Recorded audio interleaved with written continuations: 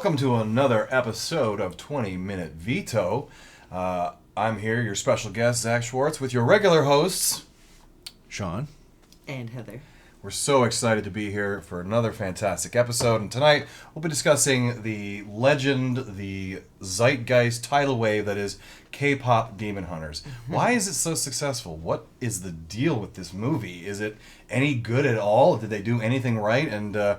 Or is everybody just plain crazy? We're here to talk about that tonight and several other fun things, so please stick around with us while we enjoy some time in your ear.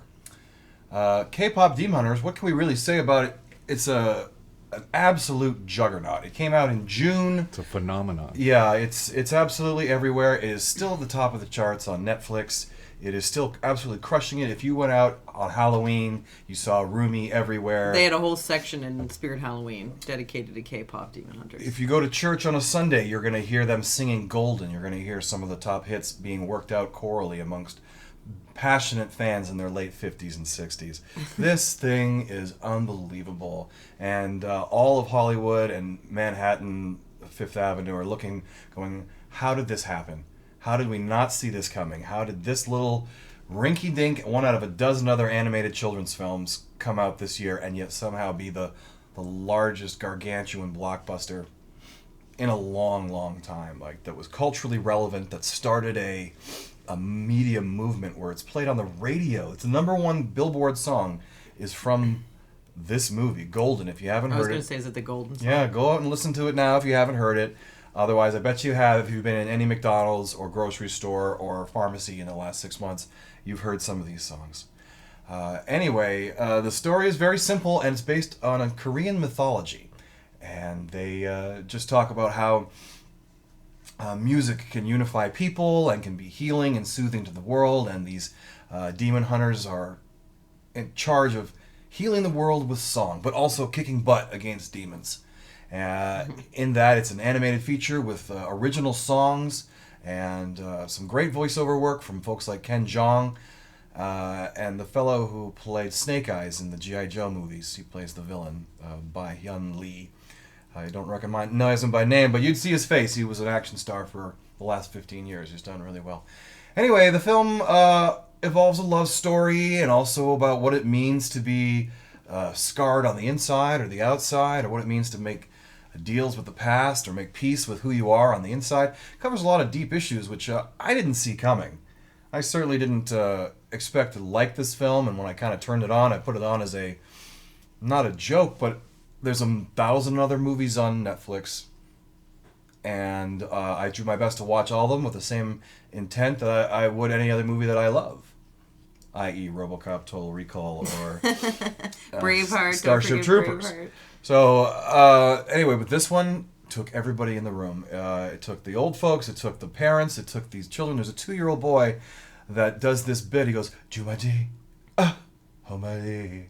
You guys, the fact that this 2-year-old is memorized as part of a song is absolutely unbelievable. Like, that's not from Sesame Street or not from any of your basic children's stuff. It's not Taylor Swift. That's right. It's not Taylor Swift. It's not anything else. It's from this movie. So whatever it does, it's having a magical power harmonically. Is it actually bringing peace to the world? Is it actually doing what it said it was trying to do? Doesn't really matter. It's an absolute juggernaut. It's made a ton of money, and I'm absolutely excited to be talking about it today because if you haven't heard of it, you're going to be hearing about it over the next year or so. And right off the bat, I can just say you should watch it. Whether you're young or old and not your type of music or not into animation or don't have kids of your own, it's a catchy, fun movie. It's got some really good insights and moves really well. Under 90 minutes, and definitely not a waste of your time. We'll talk more about the impact and relevance afterwards. I get some of your opinions as we just watch this fresh. Can't wait to hear final thoughts from our dear friends here, our hosts. Go ahead, guys. You want me to go next, Sean? Sure. All right. Well, I would say I agree with Zach that this one is worth a watch and not a 20-minute veto, even though this is definitely not something that I would have ever put on. If you hadn't picked this, I don't think I ever would have watched K-pop Demon Hunters. definitely have heard of it. Like I mentioned there, Spirit Halloween had like a whole set of kids' costumes. I didn't see any adult costumes, but I definitely saw, what's the main girl, Rumi, with the purple hair. Definitely, she was everywhere for little girls of a certain age. So it's having a moment. And I think there's some great messaging in there. You know, I liked that whole idea that they really got to towards the end about your trauma, your darkness, and the light kind of mixing together in harmony to heal the world, and something that you shouldn't be ashamed of. Like, kind of feel like now sometimes there's this idea that if anything bad happens to you, or if you've been dealt a bad hand, that it's, you know, it's just easier to give up, you know, and not try and rise above it. So wallow in it, if you will. Whereas this was very much a triumphant kind of story, great message. The colors were awesome. I do like that animated style. They were like an anime come to life, but almost as if they were living dolls. Almost, you know, like stop motion. Like stop motion. They Like looked like some they were CG. plastic, or, you know, they had a weight and a shape to them. I don't know. They were really interesting looking. So I understand why the merchandise is probably off the charts with the three girls, especially the Huntrax. Was that the name of their band? Huntrix or Hunter X? You know, Hunter you can X. say Yeah, however. it sounded like they were saying Huntrax. I don't remember, but yeah, the music is catchy. Not something that I'm going to gravitate towards. But again, if I were a 10-year-old girl, I would be all about this. Absolutely. I definitely would have been one of these characters for Halloween. I would have the music going. I'd be driving my parents crazy with the soundtrack, non-stop. This kind of reminds me of the impact Frozen had.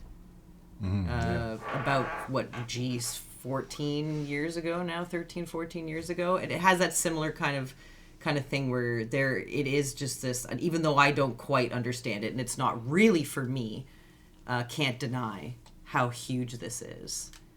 So I think it's worth a watch, because yeah, absolutely, anybody of any age can watch this, I think, and appreciate it. There's good messaging, it moves quickly, it's not long, it's not a slog, fun music, and yeah, worth a look, and something original, you know.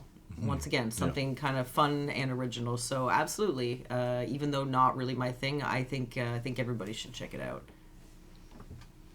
Yeah. Sean? My thoughts, it's not for me. Yeah, Sean actually did want to veto this and turn it off. After the first song, I'm ready to put my veto card down. I put my hand up and was like, okay, that's the movie, I get it. But it's not for me, and that's totally fine. And take nothing away from the fact that it is quality. Like, that is a quality film. This is better than anything Disney has put out in years and years. Like Heather said, Frozen, the songs were catchy. This is a whatever Disney track, whatever track Disney's been on for the past 10 years that hasn't been working, or whatever, 6 years, 7 years, whatever the case is. This is what they used to do. That's what this felt like. This felt like late 90s, early 2000s Disney, with the songs and the messaging and the relationship and, finding love and letting love be a catalyst for, your growth and moving forward together. Like, this is old school. This is 90s Disney. And, like, I love the fact that kids are singing the songs. If this is a phenomenon, that was The Lion King. That was Aladdin. That was Little Mermaid and Beauty and the Beast. All, I remember kids at school singing that stuff. And,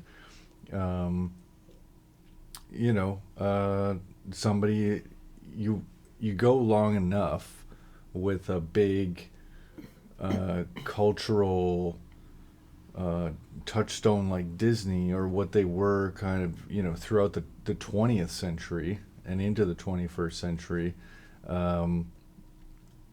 and then it kind of dissipated. They decided to take other tracks with Star Wars and Marvel and really go in that route. And they would do animation, but it seemed to be like they wanted to go live action animation. This movie definitely rides the line. It's like it's animation, it's anime, but it feels more North American. I'm not a huge anime watcher, but this feels like it's more North American geared kind of anime. It's not as stylized, in a sense that like extreme style, I guess, for some anime. So it's kind of right down the middle. Like, is it DreamWorks? Was it Netflix, like Animation Studios did this, or is it? It was made by Sony. It was for Sony. about $60 million, but they didn't have any really hope or belief in it. So, Really? Just kind of threw it on Netflix. Their producers heard these songs and didn't think these were like the songs are quality. Everything's quality. Like, Yep. It was 7 years in development with Sony, and then at the wow. last minute, Netflix picked it up for $20 million. wow, that's a Wow, steal. steal. Yeah, and then they've also put it in theaters. They put the sing along Yeah, in the theaters, and it's already grossed another $20 million, and they're Yeah, going to I put it could back in see that theaters being while big. Christmas is up. Yeah. Yeah. It's going to make another. It's one of the first crossover films that went to streaming first, Yeah. and then is doing a run in theaters. If So- they're smart, there's got to be dolls and stuffies. That tiger. That's right. The blue. Please tell let's me talk that about blue, the blue tiger for a The second. blue tiger is a stuffed animal, because honestly, I kind of want one. That character was amazing. He was so adorable and cool looking, and yeah, I was super happy every time that fuzzy little dude showed up on screen. The little bird sight. With this with the three-eyed bird with the hat. He's the Grogu. He's the baby Yeah. Groot. He's the chicken from Moana. Yeah.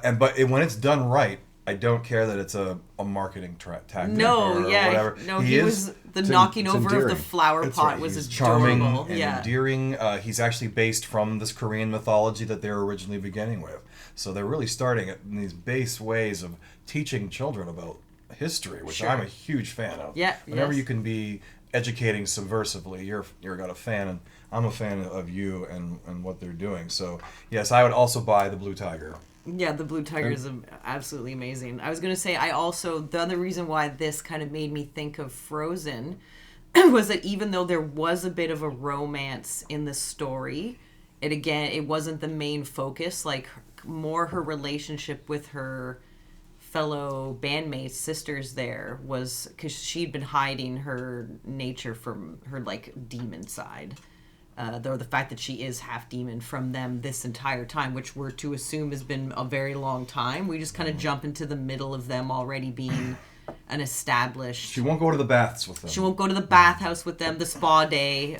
Bathhouse is kind of an interesting term that they kept using. I'm like, I would have just said spa, but obviously that's a cultural difference there that they use the word bathhouse. It means something a little different here over this side. But yeah, she would never do any of those things with these sisters, and she was always trying to hide who she was. Even in the costumes that she chose, she's all covered up to hide those cool kind of demon tiger stripes. Those are pretty cool. I wouldn't hide those, but so I thought that was kind of interesting. That again, it was like Sean said, that's something that Disney definitely would have tackled in at a certain time frame, and now Netflix picking this up for $20 million is a serious steal, because just the merchandise alone has got to be made them. The songs, everything music, was super high yeah, quality. yeah. The Live the message was stagings. good. Yeah, Video games. I mean, the next sequel. Okay, it took 7 years to develop this and execute. So it's going to take another 5 to get a sequel. They're looking at the launch in 2029. Oh wow. Of the next one, and so that's going to cause, even if it has heat, it's not going to be this heat. It's not catching the same wave. No, because the little kids are going to be much older by the time that comes out, so it'll change things a little bit. Sorry, I'm surprised they can't pump one out within the next 2 to 3 years, because they have all the assets, right? You could, but then your songs aren't as tight, and your harmonics aren't as resonant. You're not even doing quarter of the job. It's Batman and Robin all over. It's again. nice that something's not being rushed, I have to say, because it does seem like a lot of things studios tend to pick the release date before anything has been done. So the fact that they put in so much time and effort into something original like this, that's another reason why, even though this is not something I probably won't watch this again, but I would encourage anybody who finds it even slightly interesting to check it out, because there's just not this kind of effort put into a lot of things anymore. No, yeah, it just feels like classic Disney to me. Yeah. You know, if it was the 90s, Rumi would be a Disney princess, you know. She'd be in that line with Jasmine and Aurora and Belle Ariel and Belle. Yeah. And Pocahontas. Yeah, exactly. Cinderella. Exactly. Then on down the line with her sisters there, and you know, again, aging rocker on this side, so you know, not for me, but I get it, and more power to you, and enjoy it if that's your thing. If your kids love it, you know, it's a good message. So I think the kids will love it for the most part. I think they do. Yeah. They do, and the It's child. It's hot in the streets. The child of Yeah. the adults, inside the adults, also are kind of, I'm not perfect. I'm not a perfect. That final number about singing about the darkness and the light being in harmony was like, that got me. Yeah, broken That glass. gave me that. Yes, Finding the the beauty broken in the glass. broken Yeah, glass. Oh, that gave me that hit me in the old school Disney feels 100%. That got me in the feels. You get Good stuff. Yeah, it's so beautiful, and their attention to detail, and their pinks and purples aren't too much, because some of these movies these days are just overdoing your pinks and purples. But I Yeah. think they have a nice color balance, and it just moves so quickly that even if you've got some issues, you don't really notice it too much, because then it's over, and you're either smiling or you're asleep.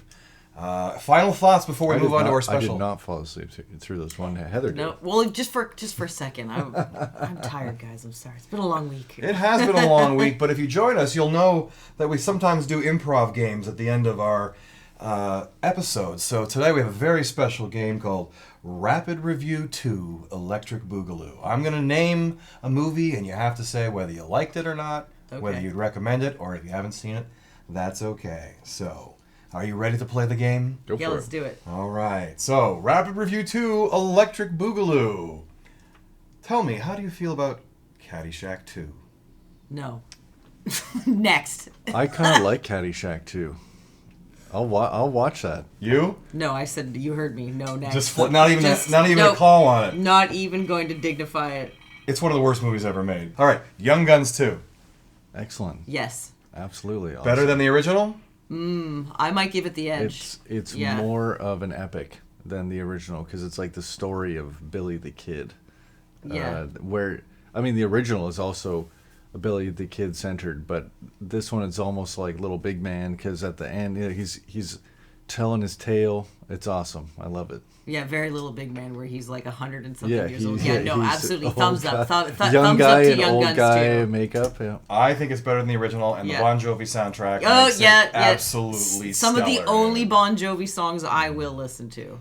All right, number 3, Naked Gun 2.5. I'm not as familiar with the second one. I know the first one and the third one, and for Yeah, whatever reason the second one doesn't. The Smell of Fear. He The goes second bathing in one. raw sewage. I don't know that one as Oh, well. maybe. Yeah. It's the funniest of the 3. Okay. And well deserving of its 2.5, because it's 0.5 better than the original. I'll trust you on very that one, least. because I'm drawing a blank. I can only remember 1 and 3, just like you just said. Yeah, Number 4, Expendables 2. I love it. Yeah, I believe. awesome. Yeah, I fall asleep during the Expendables. I got to be honest, through a lot of them. But is 2 the one with Antonio Banderas? Is that where he shows no, up? 3, He's this the is- one That's with Van 3. Damme. And Van Damme, Oh, Schwarzenegger, okay, yeah, and all Bruce right. Willis. No, Yeah. thumbs up. They kick down the airport, Yeah. and they both all say each other's, "I'll be back." Yes, You're yes. always coming back. Yeah. No, Oh, thumbs no. up. Absolutely. Oh thumbs my up. god, it's the Great. best example of an 80s, 90s action film, and it's in the 2000s. But, Yeah, thumbs up. I like that one. all right, final one, Diplomatic Immunity, Lethal Weapon 2. It's excellent. I was Also I was going to put it on the other day, and so I have a terribly old copy of it and put it on, and the DVD player wouldn't automatically choose its audio track. Anyways, it took me a while to figure that out, and I was so bummed out Then once I did figure it out, I was like, no, I need a fresh start. I need to watch this fresh. It's so good. It starts off amazing with the car chase, like right out the gate. Was it Patsy Kensit is gorgeous, and then it gets heavy with her dying. Like that's unexpected. When they make the connection, you don't want that at all for Riggs. Especially I after love all that Riggs movie. has gone through. And Like South Africans are like, they were those guys. Was it Max von Sydow? It's not. It's like the head it's of their Nicole Williamson, I think. who? Maybe not. The head No, of it's- the South Africans, isn't it? Gern Prom. Oh fuck. I don't know. Anyways, amazing. Is it my? no. Is awesome. it my favorite? I think Lethal Weapon 3 might be my favorite. I don't. I love That- the first one, but that second that was one is my killer. that was my intro to Lethal Weapon. Was Lethal Weapon 3, and I love that movie with the cop killer bullets. The trailer with Calculus. the bomb on the toilet is one of the best movie trailers Incredible. I've ever seen. Yeah. And if you don't want to watch that movie after that 30-second sequence, they didn't do their jobs right, but they absolutely did. Anyway, thank you guys so much for joining us today on another awesome wonderful episode of 20 Minute Veto. We'll see y'all again and veto you later. Thank you. Bye-bye. Bye.